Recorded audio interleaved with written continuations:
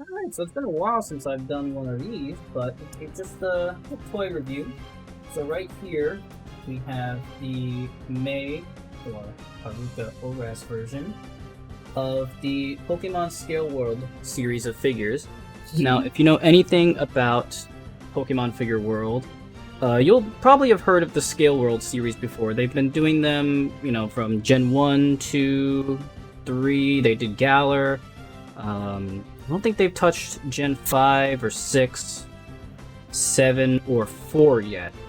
But however, essentially they're basically just little scale figurines, and they're usually done in like a specific size scale. I believe, I think it's like 1/7 or something like that. But some of them are different. As you can see here, you do have bigger legendaries and such, and the Pokemon themselves will vary based on the size. Obviously the baby ones are a little smaller than the larger ones. But essentially Pokemon Scale World, it's just like they're doing like scale figurines based on a certain size, like scale. Pretty self-explanatory. Regardless, they're really expensive to import.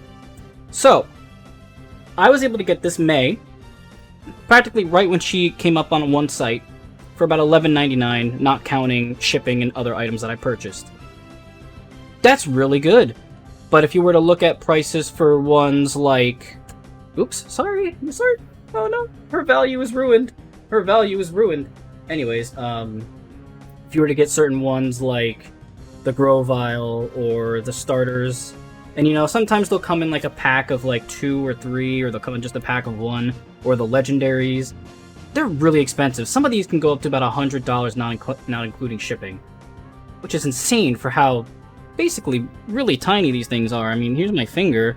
I do have tape measure here, so we're going to be using that. So only roughly about 3 inches or so, which is not big at all, really.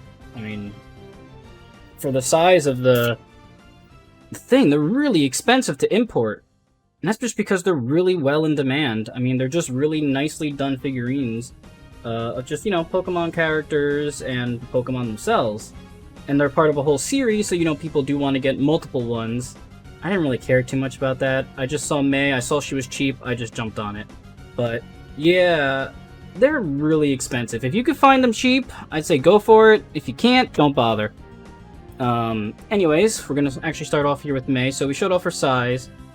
She did come with a little base here, though she just kind of, squeezes her ankles and calves into it, and it's a little lopsided. You can see this is a flat surface, but she's a little lopsided. But it's enough to keep her standing, and that's really all that matters. You can see that she's basically in one of her poses from the game, so it's just a really nice, looking figure for the price of what it should be. Now, technically, these ones... Actually, no, that was a different series. Sorry. I was about to say if they were random boxes, but they're not. That's a whole completely different series. That's my vibe. So I'm correcting that information. They are not random boxes. At least this one isn't. I probably should have done a little more research. But regardless, it's just like a just a small little nice little figure of May. It's not anything too crazy. Not like the Kotobukiya May figurine.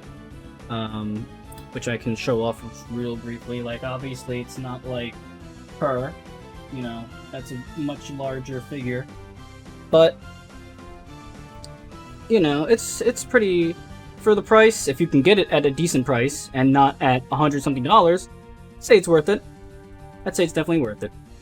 So, yeah, that's just a little short figure review of the May from Pokemon Scale World series. And, yeah, it looks nice. Probably going to be the only one I own from the whole series.